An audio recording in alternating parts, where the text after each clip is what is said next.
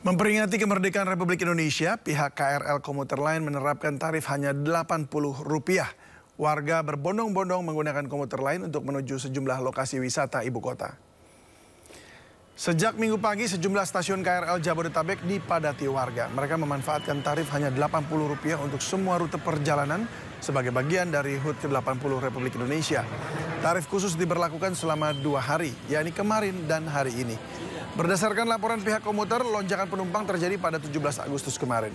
Volume penumpang yang keluar masuk sejumlah stasiun KRL mencapai lebih dari 600.000 penumpang.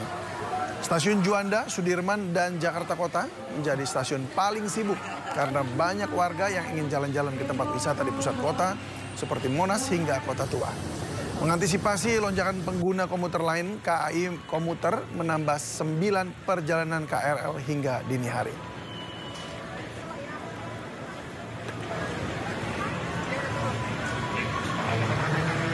Antisipasi lonjakan penumpang, KAI Komuter menambah 9 perjalanan hingga pukul 01.00 dini hari nanti.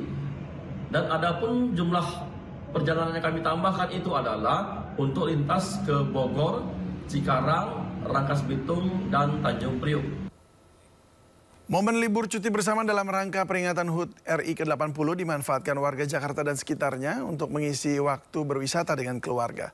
Kawasan wisata Ancol masih jadi salah satu destinasi favorit masyarakat untuk berekreasi dan menikmati suasana pantai. Taman Impian Jaya Ancol, Jakarta Utara dengan pantainya masih menjadi daya tarik untuk menghabiskan waktu liburan. Warga yang datang berlibur bisa melakukan banyak kegiatan seru seperti bermain air, pasir, hingga mencoba bermain layangan di pinggir pantai Ancol atau hanya sekedar bersantai di pinggir pantai. Sejak pagi lebih dari 5.000 pengunjung datang dan memanfaatkan waktu liburnya bersama keluarga. Untuk tiket masuk Ancol, tidak ada potongan harga khusus Hari Kemerdekaan Republik Indonesia.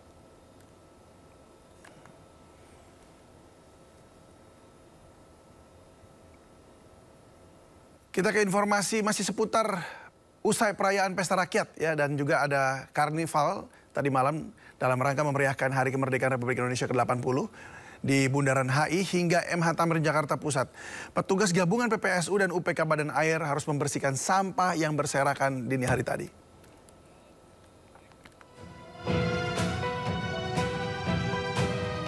Sampah berserakan usai Pesta Rakyat Karnaval dalam rangka memeriahkan Hari Kemerdekaan RI ke-80 tahun di Bundaran HI hingga MH Tamrin Jakarta Pusat. Petugas gabungan penanganan prasarana dan sarana umum dan UPK Badan Air harus bekerja ekstra membersihkan jalan. 100 orang petugas dengan armada 10 truk pengangkut sampah dikerahkan ke lokasi. 100 orang dari UPS Badan Air Dinas Lingkungan Hidup Provinsi DKI Jakarta di lokasi kerja Bundaran HI. Sekitaran Bundaran HI 100 personil yang diterjunkan ya Pak ya? Itu biasanya sampah apa aja sih Pak yang di sampah sisa hasil makan minum para warga yang datang ikutin acara di Bundaran HI ini. Petugas membersihkan sampah-sampah ini agar kondisi area kembali bersih usai dijadikan lokasi perayaan kemerdekaan. Dari Jakarta, Miftahul Gani, iNews melaporkan.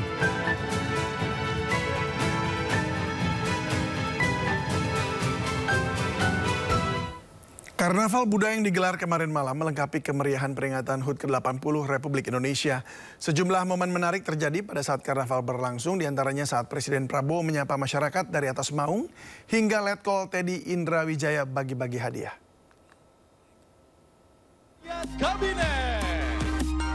Karnaval budaya peringatan Hari Kemerdekaan Indonesia yang ke-80 dibuka oleh Presiden Prabowo Subianto di Monas, Jakarta Pusat pada Minggu malam. Seketika langit Monas berwarna-warni saat pertunjukan kembang api digelar setelah iring-iringan karnaval 17 truk hias kementerian dan lembaga negara melintas di hadapan Presiden Prabowo dan Wakil Presiden Gibran Rakabuming Raka. Karnaval budaya dimulai dari kawasan Monas, Jakarta Pusat dan finish di kawasan Semanggi, Jakarta Selatan. Para Menteri Kabinet Merah Putih juga ikut adu hias kendaraan untuk menunjukkan komitmennya dalam asta cita pemerintah. Mobil hias didekor dengan gaya masing-masing kementerian, seperti Kementerian Agama yang menampilkan candi dan rumah ibadah. Kemudian ada juga mobil hias Kementerian BUMN yang turut mengangkut pesepak bola naturalisasi yang kini di Persija Jakarta, Jordi Amat. Kehadiran Amat sontak menyedot antusiasme masyarakat.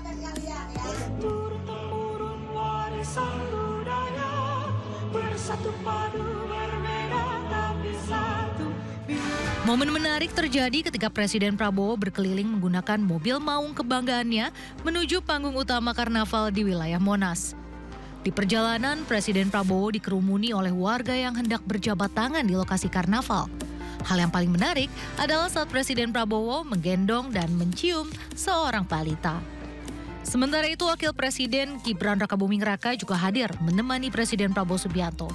Wapres Gibran tiba lebih dulu di panggung utama dari Presiden Prabowo.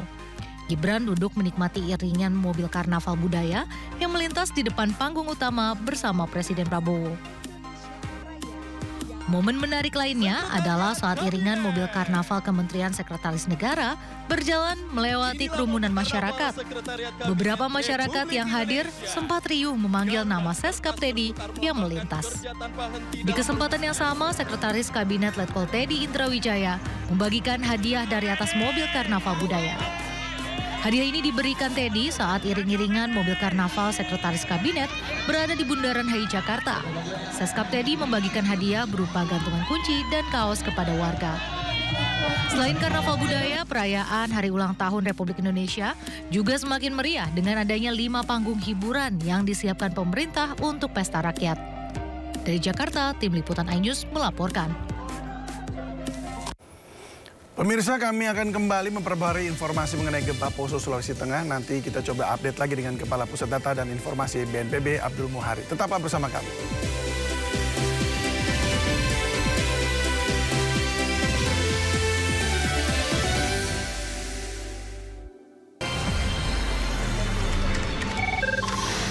Sumber dari berbagai sumber berita aktual.